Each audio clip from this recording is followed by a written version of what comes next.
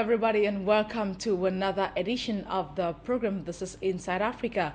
We begin from Ghana, where the Ministry of Gender, Children and Social Protection is to design a comprehensive national protection policy for children in the country. This policy will streamline current laws governing the right and protection of children and ensure that they are better protected. The Sector Minister Nana Oyelithor said this when Ghana marked the AU Day of the African Child at Sirigu in the Upper East region. Sirigu was chosen to host the event due to the community's pledge to stop the killing of children with deformities who are mostly labeled by the community as spirit children.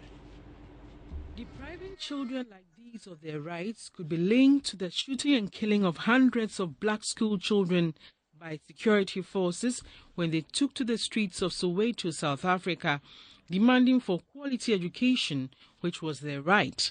The African Union and its partners therefore set a day aside to recall this incident in the history of the African child and to urge all countries to give children a better life.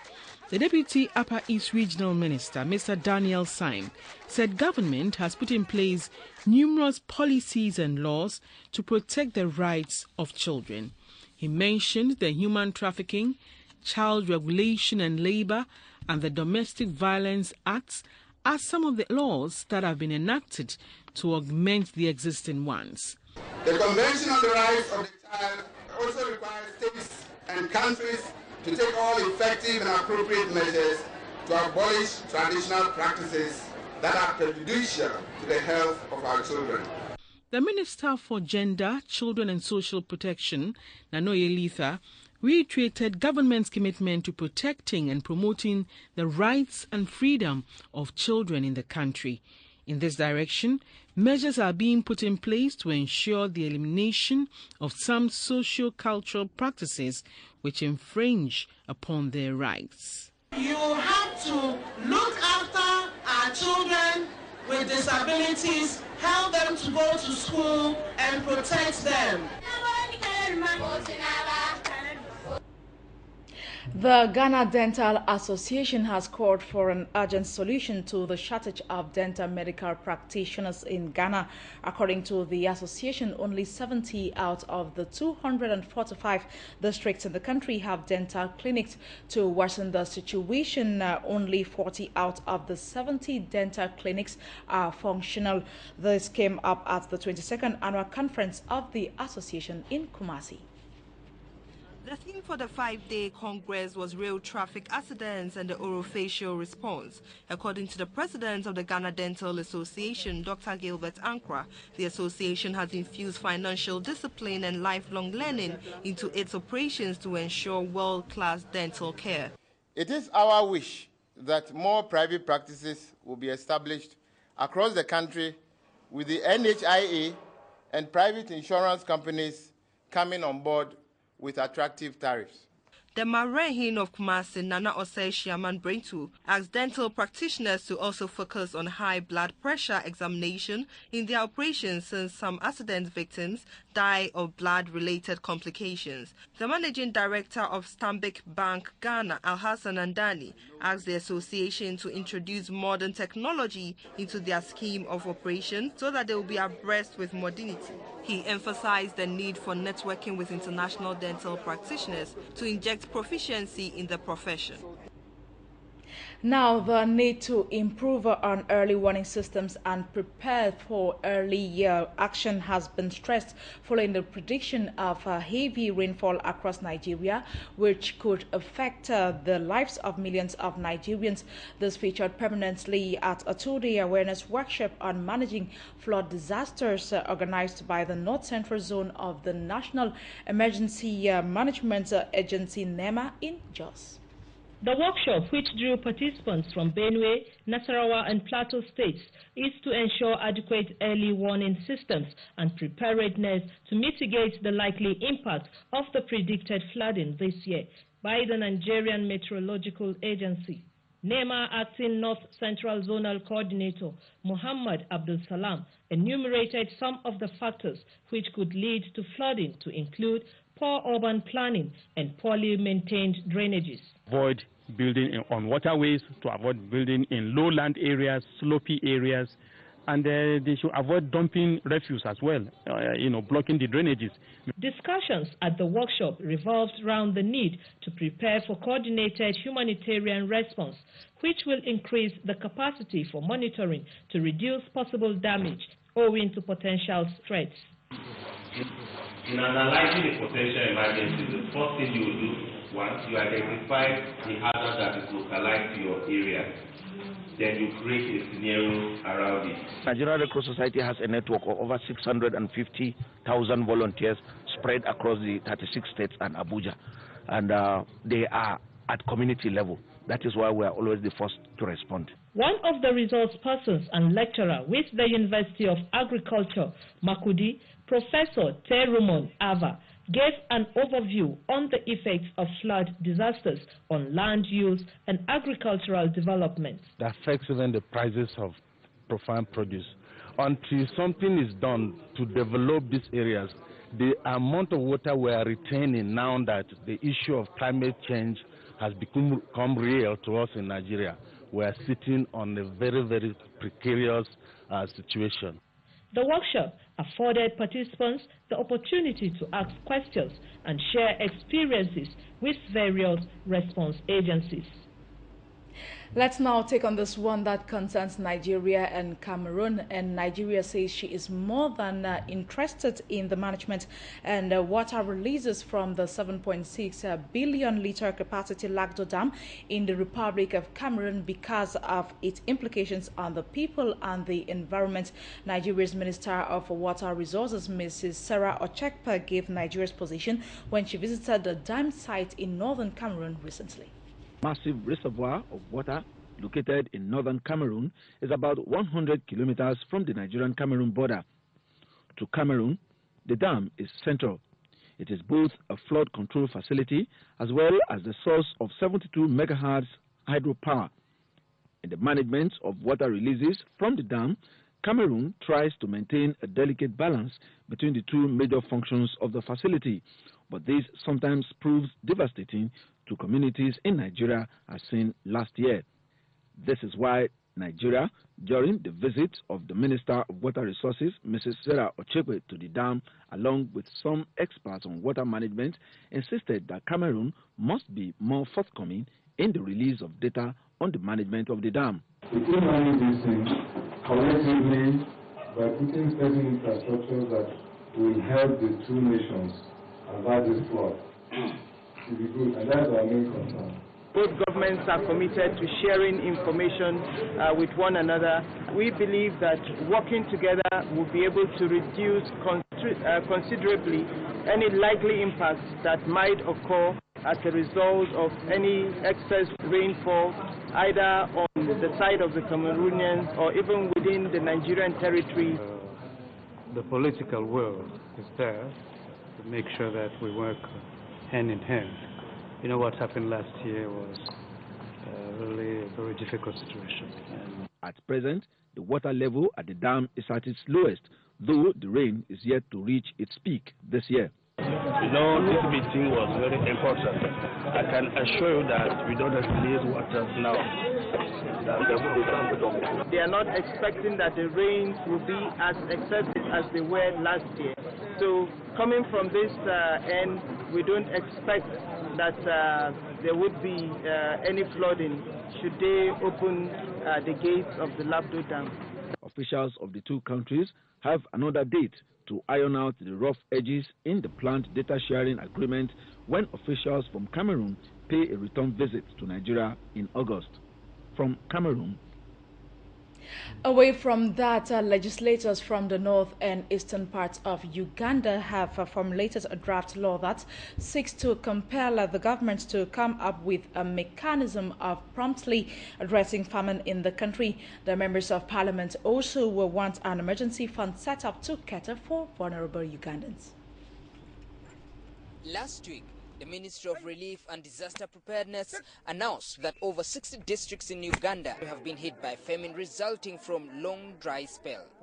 Most of the affected districts were in the north and northeastern parts of the country. an estimated population of about 530,000 people is at risk of starvation. Some starvation-related deaths have been reported from the sub-counties of Kamion, Lodiko, Kidepo, Kabong, and Lolelia. Now, legislators from the affected regions are to move a motion seeking to compel the government to enforce food security across the country. With a view of compelling or asking government to respond very quickly. The motion also seeks to compel the government to act promptly to address the famine situation. We think that government needs to respond immediately, one, by providing emergency assistance in terms of food. Secondly, we think that government needs to prepare or allocate emergency resources. Members of the forum also want the government to come up with some emergency programs for dealing with drought and famine. To respond to, one, seeds, agricultural tools like hose, and where possible, we also have fertilizers. The legislators are also set to meet the president over the same issue before tabling the matter on the floor of parliament. Last week, the disaster minister said the office of the prime minister is developing a multi-sectoral community resilience plan to mitigate effects of climate change and related disasters. Minister Hilary Onek asked the affected communities to use the food supplies sparingly while the government and humanitarian agencies look for more resources. Now, the Ugandan government is to start a biometric registration of all Congolese refugees who fled their hometown of Kamango after it came under attack by ADF rebels earlier this month. The Minister for Relief and Disaster Preparedness, Musa Echwera, says the move is aimed at planning for the refugees ahead of their transfer to Hoima district. After spending close to 3 weeks now in this camp, which has turned out to be their safe home, these young Congolese can now afford a smell as they engage in this evening's leisure activity at Ibobukwanga refugee camp. But this smell comes after a late meal for the day, and for those who could afford scrambling for it. There are still few cooking pots. I am told we need about 48 of them. We are going to make those to come here immediately. Today, the lunch was served late because there was rain yesterday, so it affected the distribution of the water to prepare the meals. Food is not the only challenge at this camp. Though a number of tents for shelter have been erected, to some it remains a dream enjoying a warm night. Makeshift huts protected by polythene bags and clothes is what some have to make to do with. This is a transit camp. We are not going to keep these people here for more than even a month from now because we are fearing cholera can break out here. We are fearing a number of communicable infections. You find a man with 3 wives is given a small place to share with many other families. We know they are refugees, but they have feelings. They have their own privacy that we must protect. They have rights, and those rights cannot be 100% guaranteed here, but they can be guaranteed when we resettle them in a settlement camp. Now, as a mitigative measure to the pending challenges here, government is set to kick off a biometric registration for all refugees starting tomorrow. So 2 things are going to happen. They will either be facilitated to return home if the situation normalizes, or will push them forward to the gazetted refugee settlement. We might take them to Changwali. There are facilities, there are schools, there are health facilities, and they might even inherit some houses that belong to the people who returned before them. Despite facelifting and setting up these temporary tents to provide health services to the over 17,000 refugees, government still believes that there are challenges that need to be addressed. We need to improve where our mothers deliver, where the women deliver. We want to ensure that that works out immediately.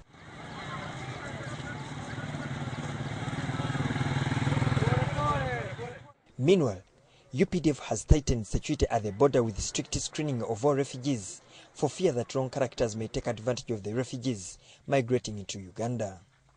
When they are still at the borderline, causing some unnecessary movements, going back to Congo, then in the evening come back, so it will also give us the task to make sure that at any time we are alert. Early this month, close Close to 65,000 Congolese crossed into Uganda after rebels of the Allied Democratic Forces attacked Kamango town in eastern Congo. Over in Kenya, the Teachers Service Commission, TSC, has reportedly officially written to the Kenya National Union of Teachers and not confirming that it will not be paying teachers for the days that they were on strike earlier this month, than in what is likely to precipitate a fresh conflict between the government and the giant union. TSC is said to be citing labor laws for its position, in addition to reason earlier given by the Salaries and Remuneration Commission that warned against paying teachers for the days they were on strike.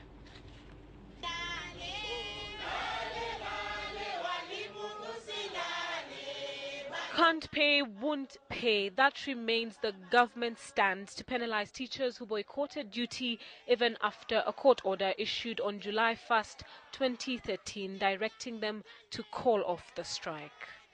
If you have not worked, you have been on an illegal strike, there will be no pay. It's as simple as that. And so yet again a showdown looms in the education sector so soon after the 24-day-long teacher strike that was called off slightly over a week ago.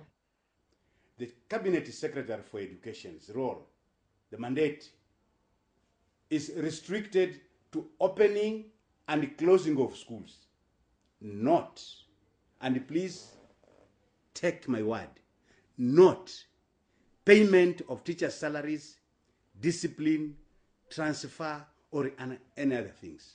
So the roadside announcements, as we have been hearing, is an act of impunity.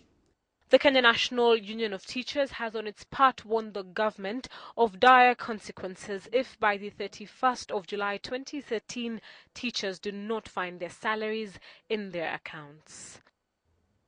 We want to hear it from the employer, the Teacher Service Commission, that is not going to pay. And then we can begin our dance.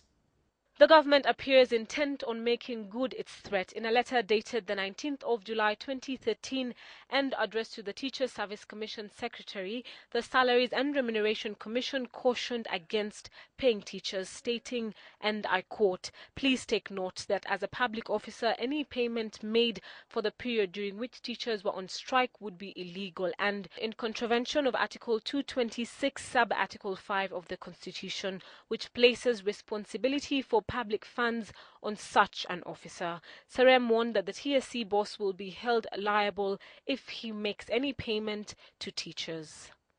You cannot come here and tell us we pay people for not working. It doesn't make sense. Are we together? Yeah. Please, rules and regulations must be followed to the letter by all citizens, including myself. NAT has accused the government of acting in bad faith given the return to work formula signed between the two parties. We indicated in that return to work formula that there will be no victimization of any teacher on account of any strike-related act. Non-payment of salary is part of that victimization. The protracted battle between the government and teachers now appears far from over, putting a strain on already frosty industrial relations. Still in Kenya, the public health sector could be thrown into disarray if medical practitioners make good their word of downing tools to press for their salaries reportedly hurt over devolution uncertainty. They are the latest to join the bandwagon of public servants agitating for their pay. This might just be the scenes at most public hospitals on Monday, the 5th of August, if the terms of the body charged with agitating for medical practitioners, the Kenya Medical Practitioners, Pharmacists and Dentists Union, are not met. We therefore would like to inform the general public that they should make alternative arrangements in seeking for treatment on these said dates, since our public hospitals shall remain devoid of doctors and the services that they offer. The union is attributing the delay in their salaries to what they term as a rushed and not well-planned process, and that blame squarely lies on the Transitional Authority. We told the Transitional Authority and the various bodies that, look, there are certain areas in healthcare that are ready for devolution at this moment. But the one specific area we are requesting you not to devolve at this stage is the transfer of personnel emolument, and that is salaries and allowances. And the reason was a simple one. The counties are not ready to handle payrolls. However, speaking on phone from Isiolo, the chair of the body tasked with overseeing devolution, Kinuthia Wamangi, said, and I quote, "The national government is to take care of personal emoluments for the medical practitioners for an initial period of 6 months, which will then be reviewed before the responsibility is transferred to the county governments. If the payments are yet to be done, then they should question the national government and not the transitional authority." End of quote. Our attempts to get a comment from the Salaries and Remuneration Commission on the matter was not forthcoming. The Medical Practitioners Union was also disgruntled by the lack of consultation in devolution of matters health. We support devolution 100%. However, we are saying that this devolution must be done in the correct way. It should not be rushed and done in a juakali way, which is going to hurt the people of this country. But according to the Transitional Authority head, I quote, "Devolution is not a union issue, but a constitutional and legal mandate for the Transitional Authority to oversee based on the facts on the ground, with infrastructure and human resources being the major factors considered." End of quote. The transfer of responsibility from the Kenyan national government to county levels in education, health, infrastructure, water and other crucial services is meant to impact on the poorest, thereby reducing the prevalent inequalities that had otherwise said to be experienced. Now, Africa is to have an international peacekeeping training center by the end of 2013. The center is located in Ethiopia and is designed to train military missions that will be deployed around the continent whenever needed. Construction works at the new International Peace Training Center in Ethiopia's capital, Addis Ababa, is gearing up as the government tries to beat the 2013 deadline it has set to begin its operation. With a boost from Japan of $790,000, the Ethiopian government says it may even begin military operations in the camp by November this year. Upon completion, this center will give training on disarmament, demobilization, reintegration of conflict-affected people, as well as deepening security sector reforms. Once the Peacekeeping Training Center is fully functional, it will serve as a center of excellence to train national and foreign peacekeeping actors. It will also support creation of an African community of practice on peacekeeping training that will benefit the African Union and the United Nations. The African Union has been in a difficult position to provide military peacekeeping missions to African countries when a conflict emerges. For instance, when military response for Somalia was needed, only a handful of countries managed to respond fast. Although incidences of large-scale armed conflicts have gradually declined in Africa, situations of low intensity conflicts are likely to remain a regional challenge and will constitute a threat to stability and human development in the continent. The location of the International Peace Training Center in Ethiopia is strategic, since the country is known for responding to calls for peacekeeping missions in Africa. Apart from readiness for war situations, the center will be expected to address the dimensions of post-conflict environments, such as child protection, gender issues, human trafficking, human rights, civil affairs, economic recovery, and HIV and AIDS issues. Somalia is witnessing a fresh rise in violence. The local Al-Shabaab fighters have claimed responsibility for several attacks in the country, but Somali authorities say they will not let violence derail the country's progress.